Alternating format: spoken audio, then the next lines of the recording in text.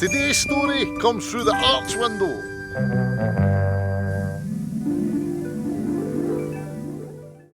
It's become tradition for the guys I ride with to take a day trip up to Applecross for lunch once a year.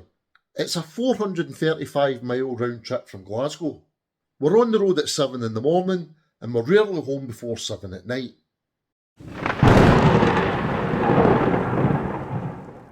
This year my pal John from Fast and Curious Motorcycle Adventures wanted to make a ride with me film showcasing the Balach na Ba from Strathcarron to Applecross.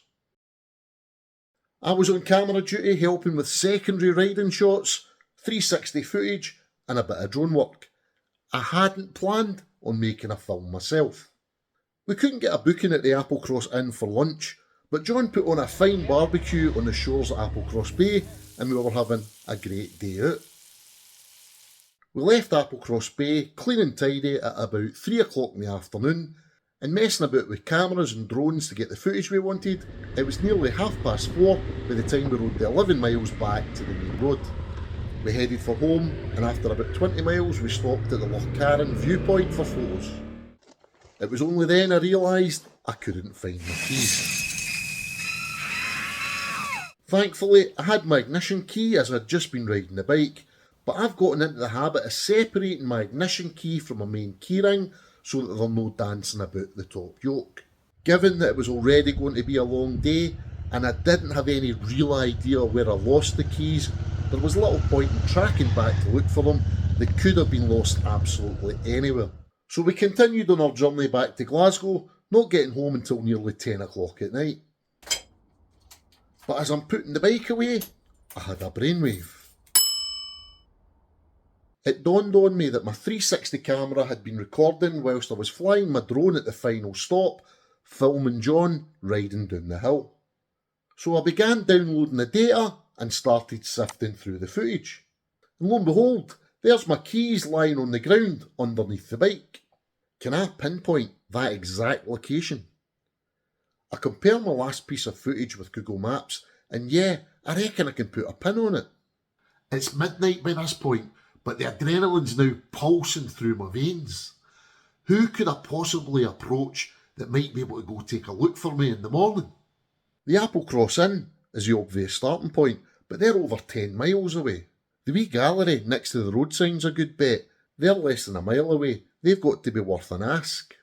So I prepare a map of the exact location and some photographs of my spare keys to show what they would be looking for. I send an email at 12:30 at night, but I receive an out-of-office message saying that they're closed for the bank holiday weekend.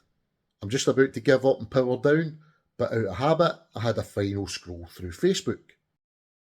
Oh, there's that guy Stevie I know, another Stevie, out on the bike with his mates tagged in the Lochcarron Hotel. Wait, no way, that's like 10 miles from the Balach na Ba. But it's now 2 o'clock in the morning. I don't know Stevie well. We had connected on Facebook a few years previous when I was selling a motorcycle trailer. I decided to drop him a message in the hope that he'd see it in the morning before he leaves the area and might be able to take a look for me. I had no expectation of what happened next. Steve and his mate Ian gets up at sunrise and heads back up the Balach na Ba at 4:30 in the morning. In the meantime, another unidentified guardian angel had found my keys on the ground and jammed the keyring into the lay-by sign where Stevie and Ian found them. So talking with Stevie, I'm blown away by the coincidences. I can't believe that the planets aligned like that. It turns out our paths crossed at almost exactly the moment that I lost the keys. Stevie and his pals were the bikes that were in front of John, riding down the hill.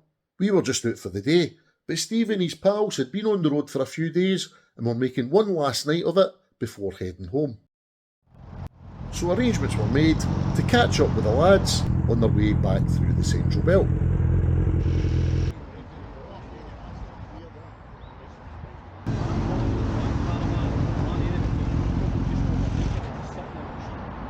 Okay, man. My hero.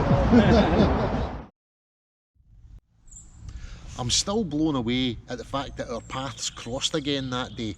However, I'll be eternally grateful that Stevie and Ian dragged themselves out of bed at 4:30 in the morning to save my skin. So I'm taking the opportunity to thank them once again.